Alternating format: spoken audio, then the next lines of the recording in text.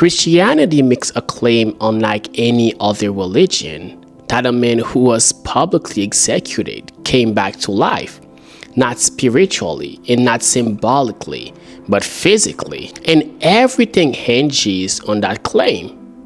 As Paul the Apostle once wrote, if Christ has not been raised, our faith is useless. That means Christianity doesn't stand or fall on moral teaching or good advice, but it stands or falls on a very specific things, which is the resurrection of Jesus. So the question isn't just what do Christians believe, but the real question is, did Christ really rise from the dead?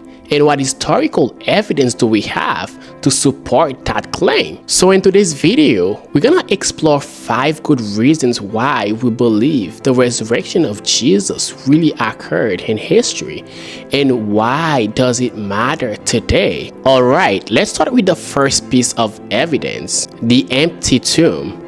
After Jesus Christ was crucified and buried, his tomb was found empty just a few days later. And this is really important. No one at the time was able to produce a new body. Even Jesus' opponents didn't decline that his tomb was empty.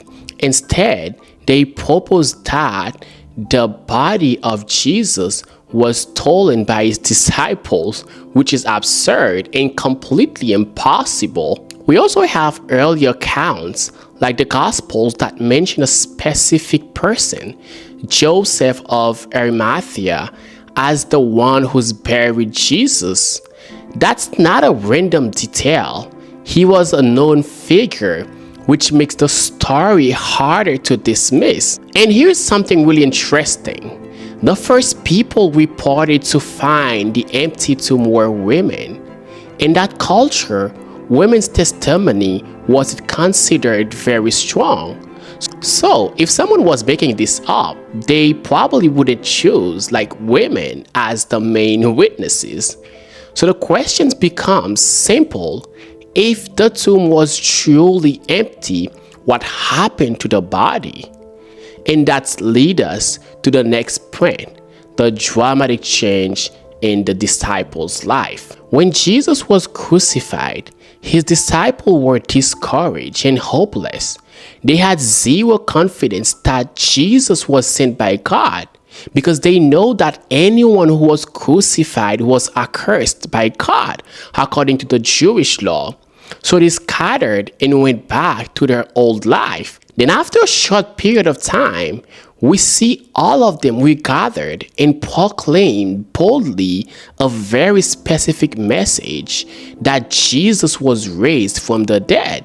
And they were willing to be tortured and die for that message. So why would they allow themselves to be suffered, tortured, and die for something like that if it wasn't true? Was it for fame, for power, or for influence? But they were convinced beyond a shadow of a doubt that they had seen the risen Christ. Another very important point for Jesus' resurrection is a conversion of serious skeptics who didn't believe in Jesus at all and who became Christians later. Among these people, we have James, the brother of Jesus, and Saul of Tarsus.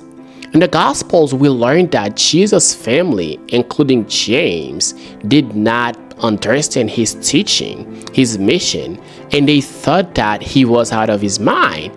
And then later, James became the leader of the Church of Jerusalem and died as a martyr. But his attitude did not change until it was reported that he met with the risen Christ. We learn from Luke in the Acts of the Apostle that Paul was a Christian persecutor, and he didn't like Christians at all. He was a Pharisee and a scholar. Paul hated anything about the new movement that seems to be in opposition to Jewish traditions, and therefore he was trying his best to stop it. And then all of a sudden, Paul became a follower of Jesus. How did that happen? How did Paul, who was a zealous Pharisee, become a Christian preaching the resurrection as his principal message? And here's where things get interesting. Nobody doubt the fact that Paul wrote 1 Corinthians.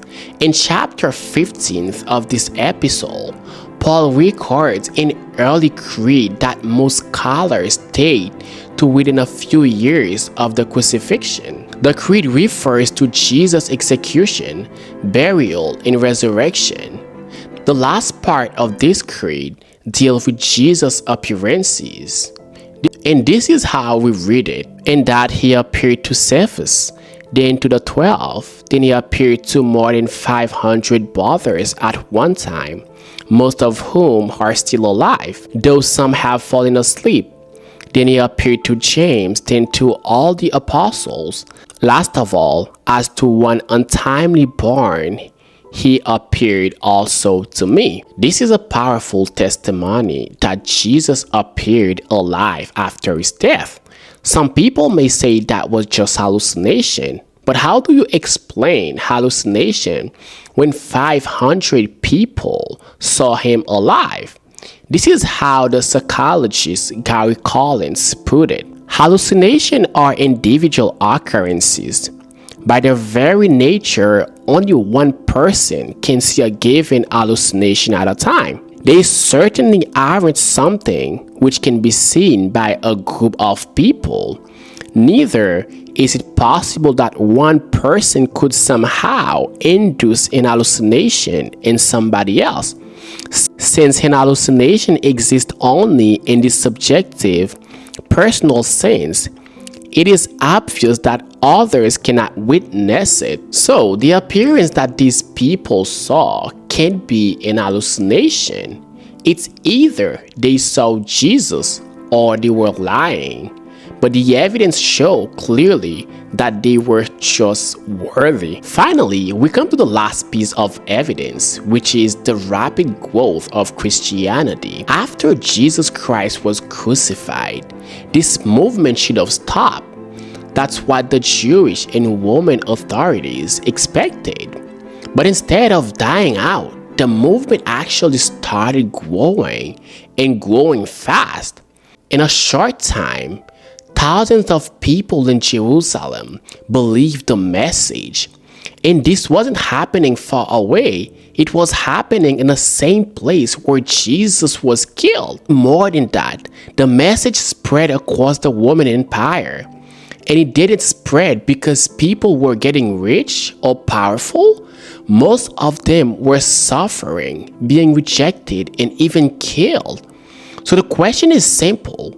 Why would a movement like this grow so fast under those conditions? When you put everything together, the empty tomb, the changed life of the disciples, the conversion of skeptics, and the eyewitness account, you're left with one big question: what really happened?